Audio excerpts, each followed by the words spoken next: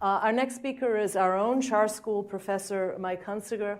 Mike has been working on innovation in war and a number of very interesting topics, and has most recently conducted research in the China-Taiwan arena and will address China as a strategic challenge.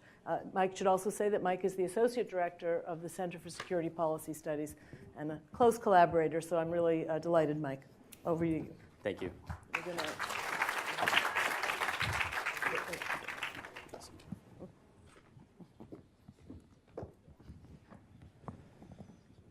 So let me be the first to readily admit that the title of my presentation is unhelpfully vague. Right? Of course, China is a strategic challenge. It goes without saying that the rise and expansion of Chinese power and influence is such that there isn't a single actor in the international system that isn't on some level, in some way, shape, or form, challenged by these developments. And there's absolutely no plausible way that I could cover even a fraction of these issues or challenges or actors in a single presentation. So I'm going to focus on one actor for whom China's rise presents what I would consider a truly existential dilemma: Taiwan. As everyone knows, Taiwan occupies a paradoxical position in the international system. It's a flourishing liberal democracy. It has a vibrant, globalized economy, one that is about the 21st largest in the world by some measures.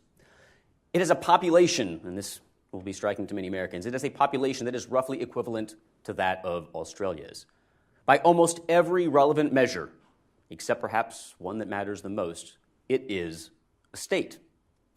And yet, China regards it as a renegade province, and especially in recent years has been taking active steps to attempt to isolate it diplomatically, politically, and economically from the rest of the world.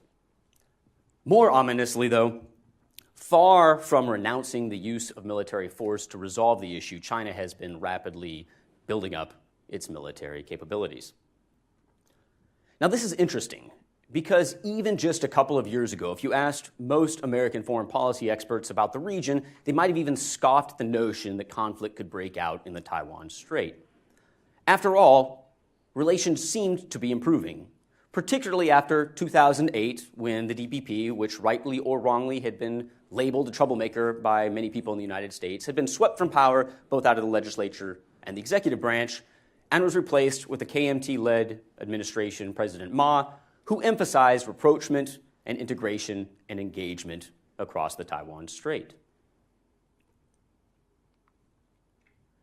At the same time, I think it's important that we not overstate the degree to which the cross-strait situation improved during the Ma administration from roughly 2008 to 2016.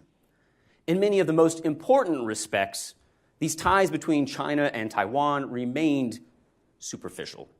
Right? China continued its military buildup unabated, and back in Taiwan, we got this sense of an increasing popular frustration with many of the administration's rapprochement policies, which ultimately culminated in the 2014 Sunflower Movement.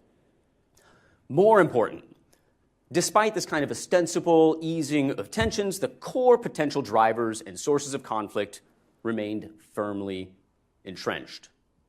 Or, as this graphic indicates with the orange line that tracks the sense of Taiwanese identity over time, in some respects, the most important driver of potential conflict grew more acute. In fact, Bernard Cole argues that the core source of tension may well be this irreconcilable difference in national identity.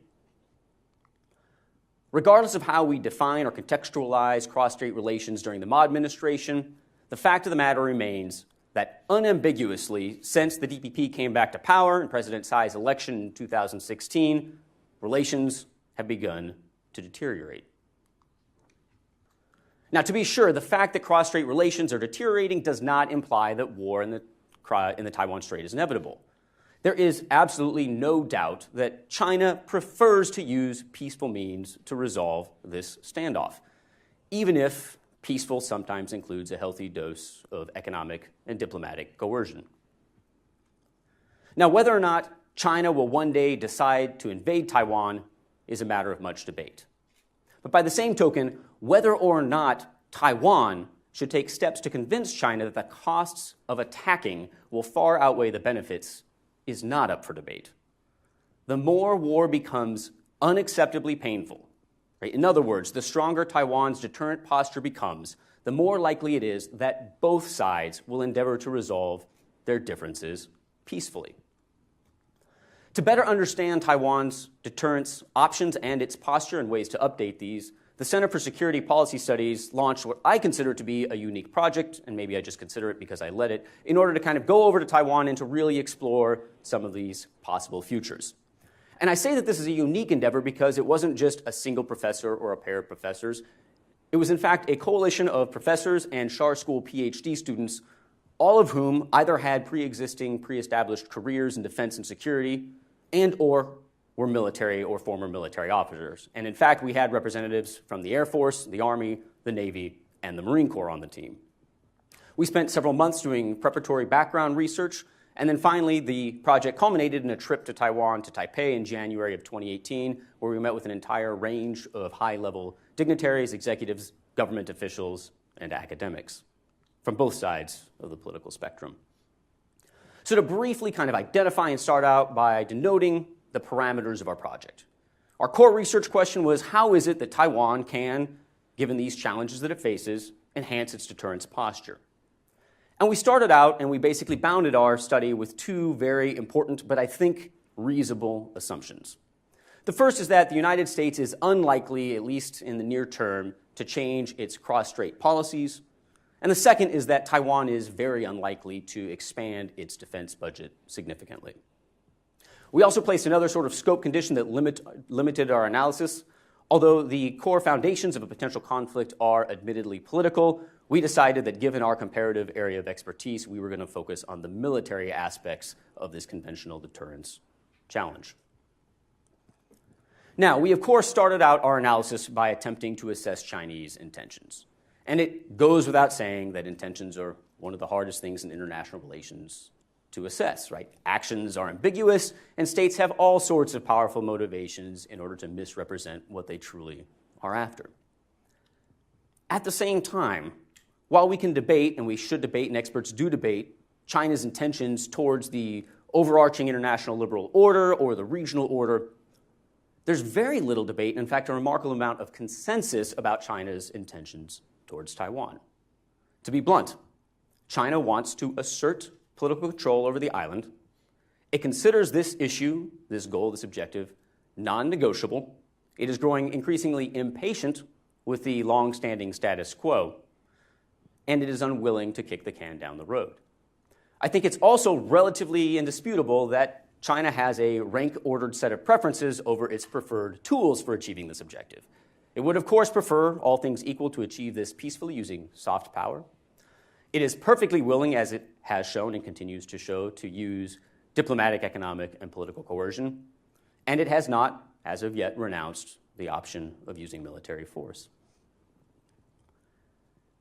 Even if China's intentions are clear, even if its timelines might not be, the fact of the matter is that Taiwan's options for deterring potential aggression are not.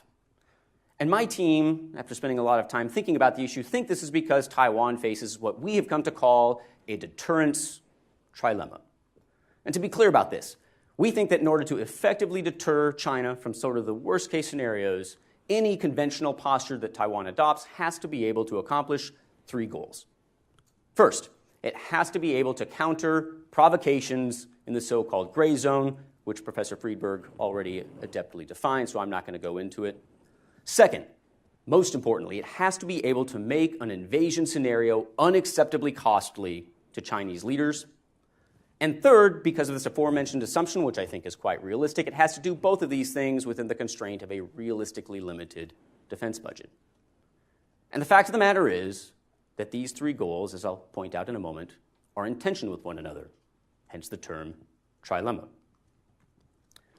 In terms of countering Chinese provocations in the gray zone, overflights, attempts to erect air defense identification zones, to infringe on Taiwanese sovereignty, right? To confront and challenge these types of provocations, Taiwan needs to have access to high-profile, high-capable military weapons and platforms that can project Taiwanese sovereignty in the face of these undercutting salami tactic challenges. However, to raise the cost of an invasion, Taiwan needs something slightly different. It needs large numbers of air, ground, and naval forces so as to complicate Chinese targeting and to be able to impose the highest cost possible on an invasion force while at the same time keeping as many of its own personnel and many of its own pieces of equipment alive for as long as possible. From this respect, whereas quality dominates the consideration when you're thinking about gray zone provocations, quantity starts to have a quality all of its own when we think about an invasion scenario. But these two imperatives come into conflict when we start to bring the defense budget into focus. To avoid crowding out all sorts of extremely important non-defense related expenditures, Taiwan simply cannot afford large numbers of high-end weapons and platforms. So it has to choose. It faces a trilemma.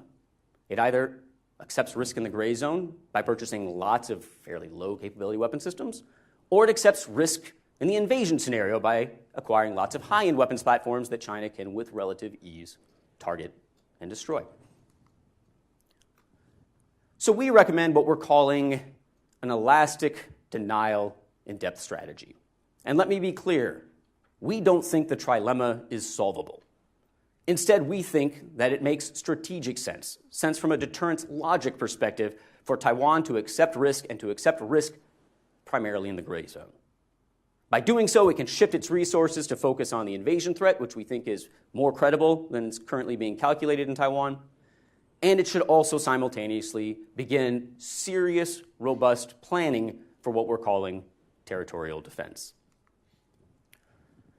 We think that there are two reasons that Taiwan should accept risk in the gray zone. And I think these are controversial, and I hope that you'll push back on them.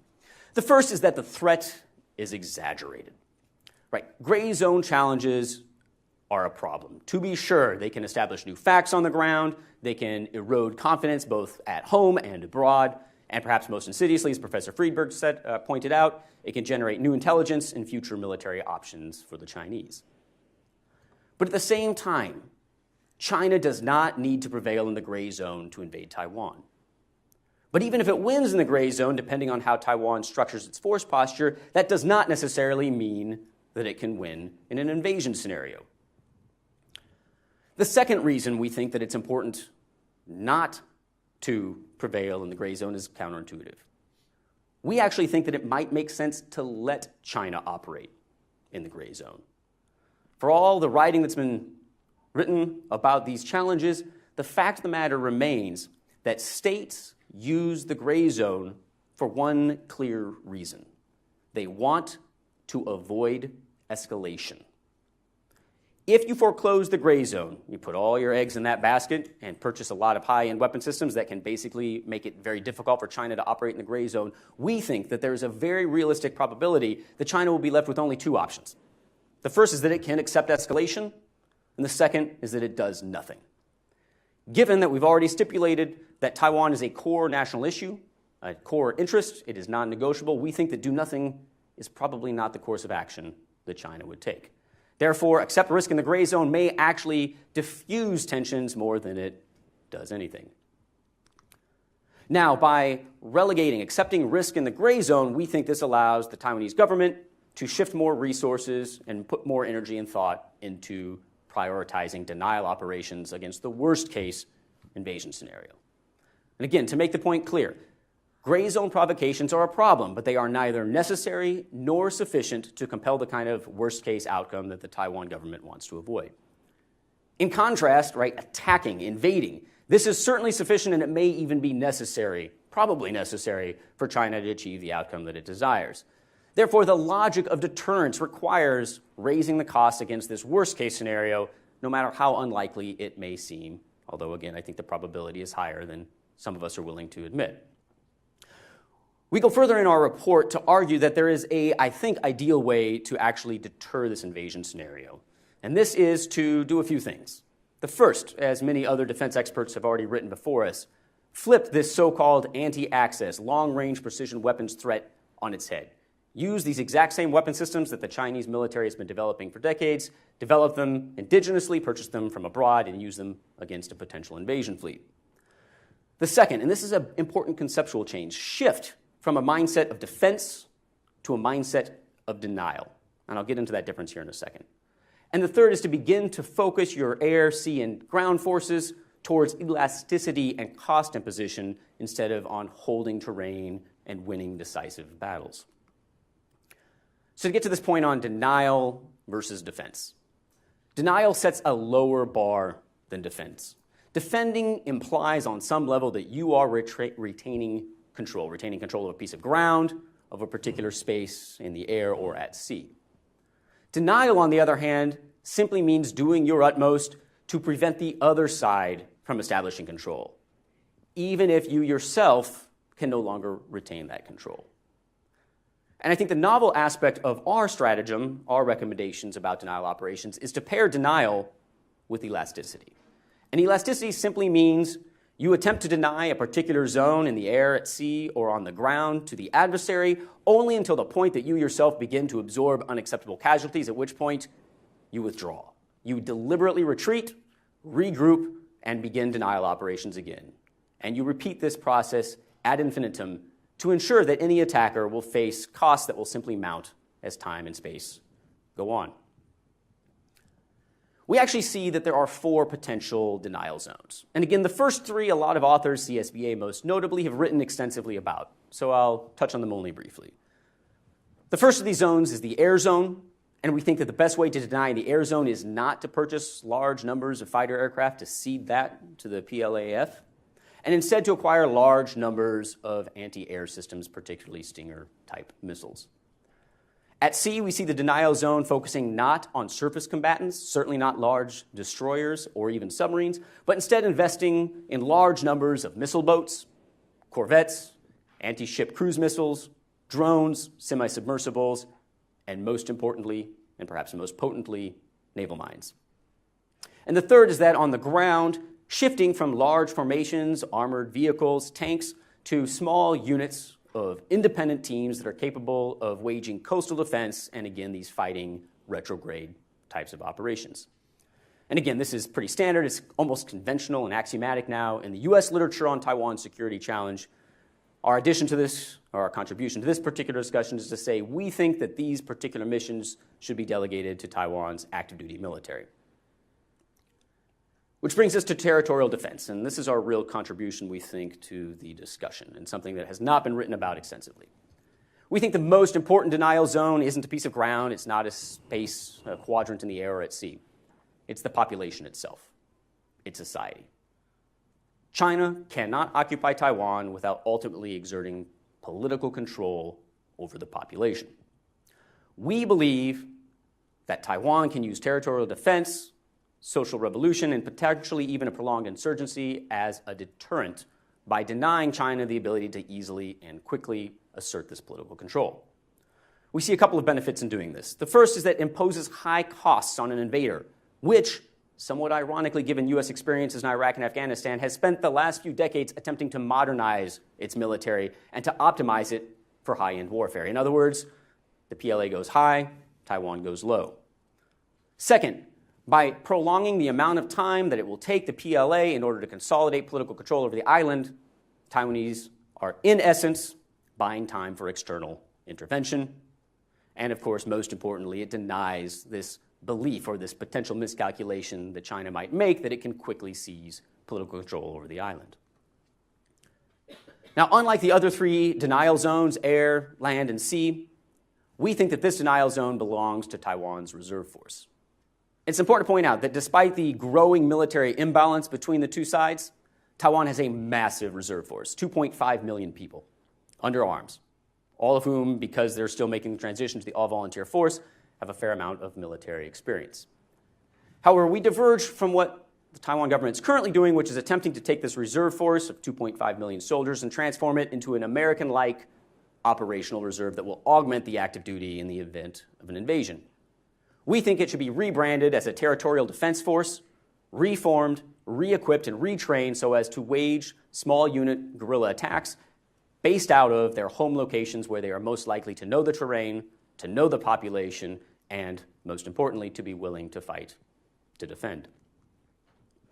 Now, we recognize that these are bold and controversial recommendations.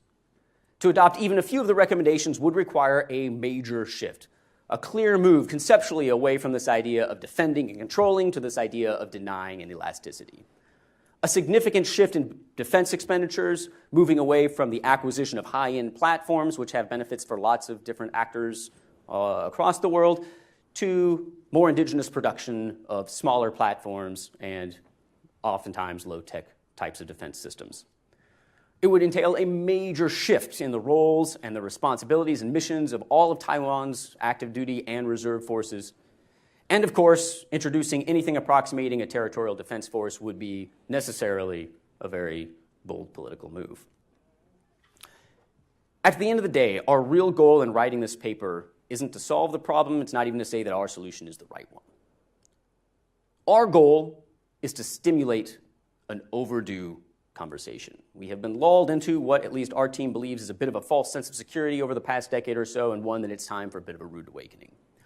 Time is not, or does not appear to be, on Taiwan's side anymore. President Xi has clearly stated that this is not an issue he intends to pass along to the next generation. Crucially, interacting with this kind of sense that time is no longer on Taiwan's side, trend lines are moving in one direction, and it's the wrong direction. The military balance, qualitatively and quantitatively, is shifting against Taiwan, and the anti-access threat that Professor Friedberg talked about is growing and making it ever more difficult for the United States to credibly claim it has the will and the ability to intervene. Right, in sum, the strategic situation in the Taiwan Strait is changing. It has been changing for the last few years, at least, probably longer. Taiwan security, and I would submit to you the security and stability of the entire region, are at increased risk if Taiwan and its deterrence posture don't evolve alongside it. So that's my argument. I look forward very much to your questions and to your pushback in the Q&A.